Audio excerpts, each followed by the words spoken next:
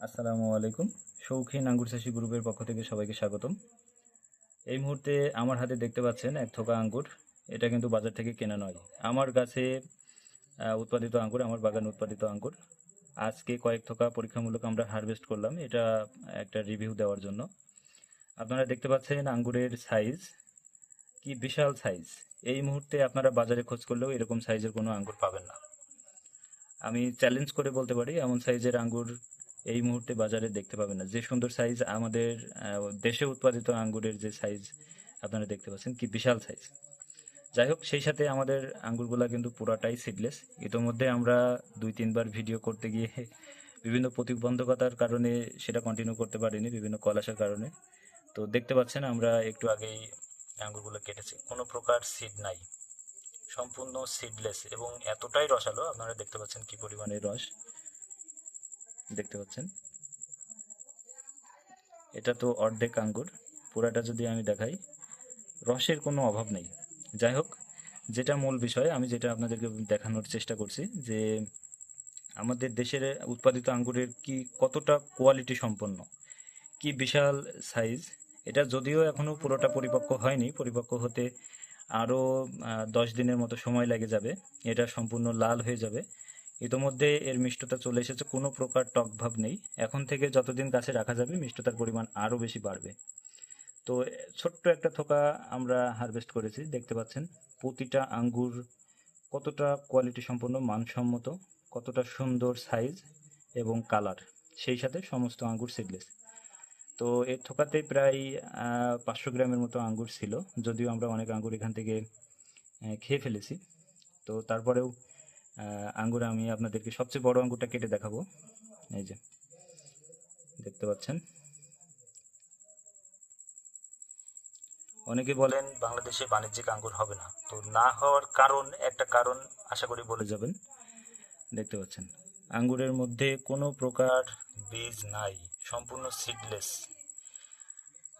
বাংলাদেশে আঙ্গুর চাষ করতে আর কোনো বাধা নাই, আর কোনো ভয় নাই, অন্তত এতটুকু বলতে পারি।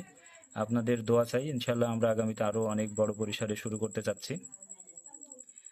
যদি এতটা কোয়ালিটি সম্পন্ন আঙ্গুর আমরা চাষ করতে পারি, আশা করি বাংলাদেশে আঙ্গুর আমদানির যে আমদানি নির্ভরতা, আশা করি অনেকাংশেই কমানো সম্ভব। এই যে দেখতে পাচ্ছেন কি বিশাল সাইজের আঙ্গুর, কি বিশাল সাইজ। বাজারে এই মুহূর্তে এরকম সাইজের আঙ্গুর আপনারা হয়তো দেখবেন না। একটা আঙুলের সাথে কম্পেয়ার করেন, একটা আঙ্গুলের সাথে যদি কম্পেয়ার করি, দেখতে পাচ্ছেন, এবং কতটা মোটা, পুরাটাই মাংস।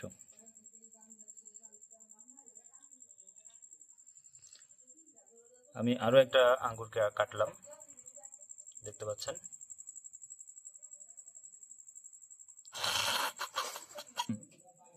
তো এতটা কোয়ালিটি সম্পন্ন আঙ্গুর যদি আমরা বাংলাদেশে উৎপাদন করতে পারি, তাহলে আশা করি বাংলাদেশের যে আমদানি নির্ভরতা আঙ্গুরের, সেটা অনেকাংশেই কমানো সম্ভব।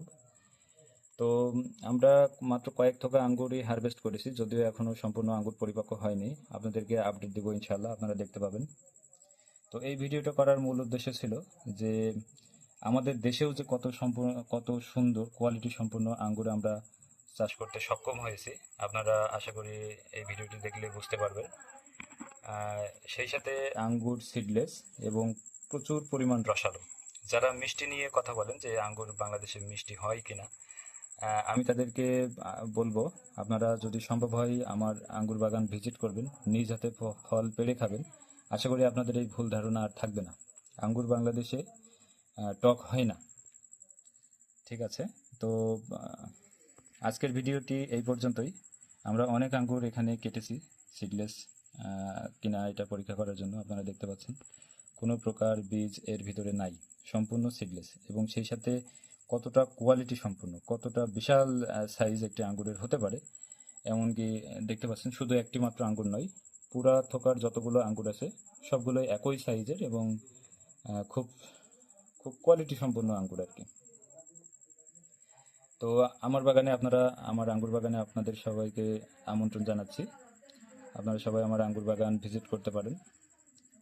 তো পরবর্তী আপডেটের অপেক্ষায়, ইনশাআল্লাহ পরবর্তীতে আপনাদেরকে আবারও আমরা আপডেট দিব। তো ভালো থাকবেন সবাই, আসসালামু আলাইকুম।